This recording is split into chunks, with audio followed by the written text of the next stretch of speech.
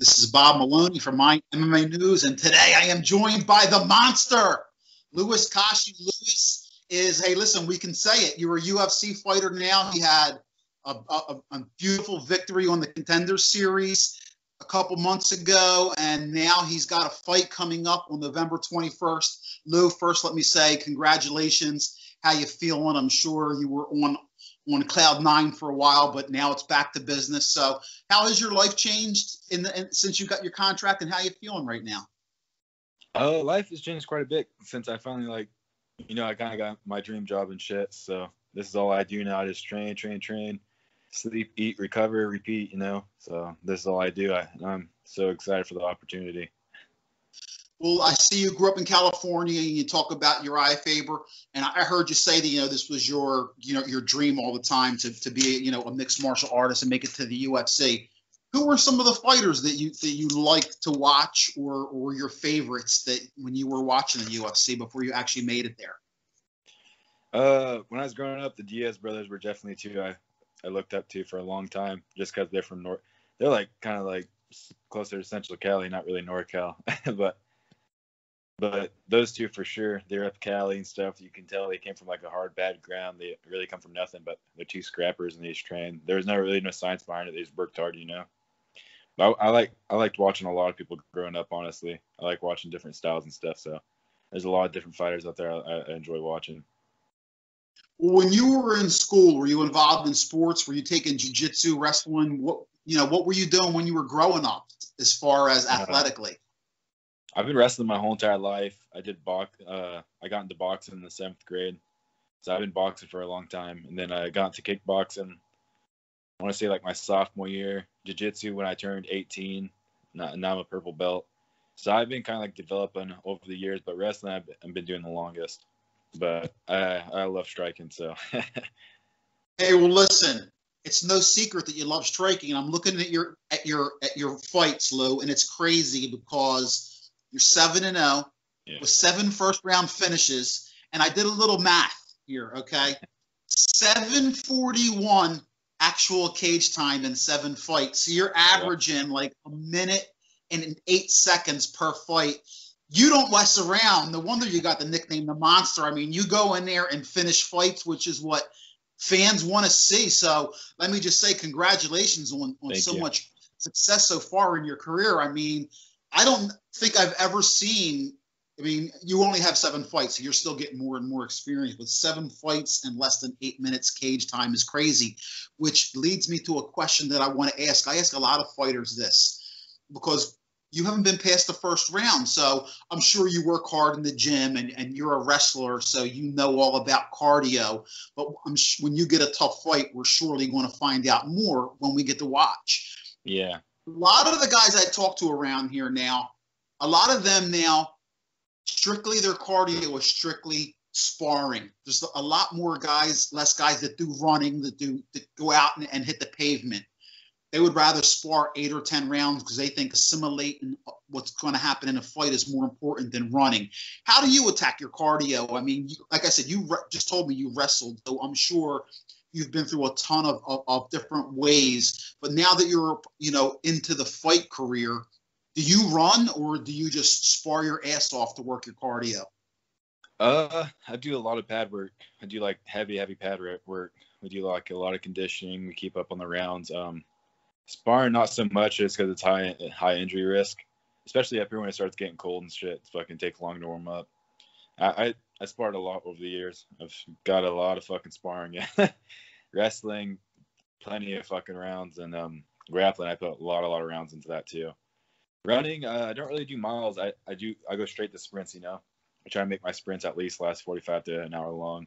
I shadow box in between. But as for sparring rounds, when I get to it, I feel like I can go pretty 4 or 5 rounds pretty easy. Great. Now listen, your fight on the 21st, you're taking on a UFC newcomer, Sasha Palatnikov. He's 5-2. Are you a film watcher? Do you when you have an opponent, do you try to watch his film? I know some fighters don't care at all because they think it affects them negatively. That's another thing I like to ask because some guys want to watch every fight they can. How do you approach it? I like to watch their fights. I like to study them, because I think it's smart to study them, do your homework. It's your job. It's like almost like your assignment or something.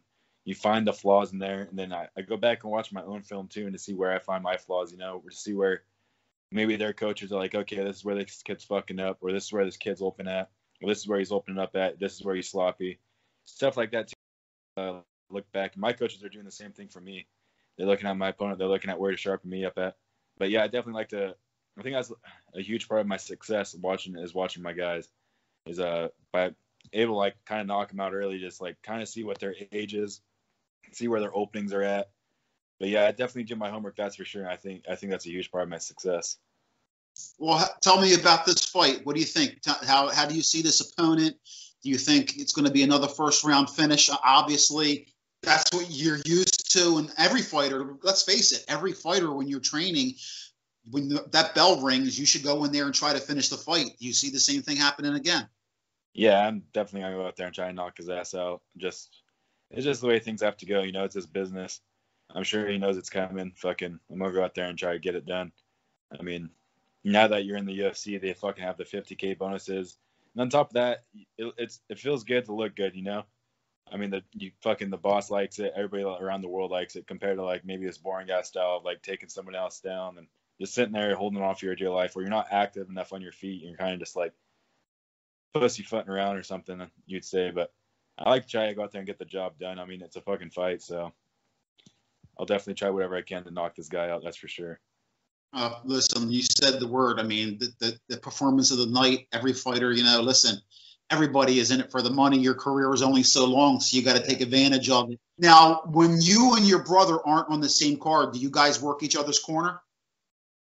I was going to bring him out this time, but my brother's injured, so I'm going to bring one of my teammates out and use him as a body to train while I'm down there, I didn't want to bring my brother down and try to put any more stress on him and fucking make him any more injured, because I need to make sure I'm ready.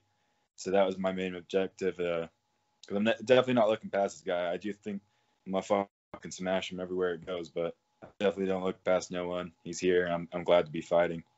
And as for my brother, I would have brought him for sure. It's just that he was injured, But most of the time I do like him having my corner just because I grew up with him. We've been competing together for a long time, so.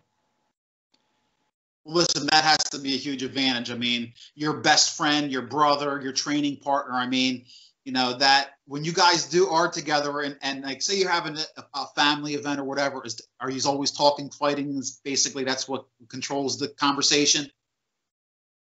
No. Or you try to get away from it? Yeah, I mean, we'll talk about fighting if we have something coming up. Now that this is our life, we do talk about it quite a bit.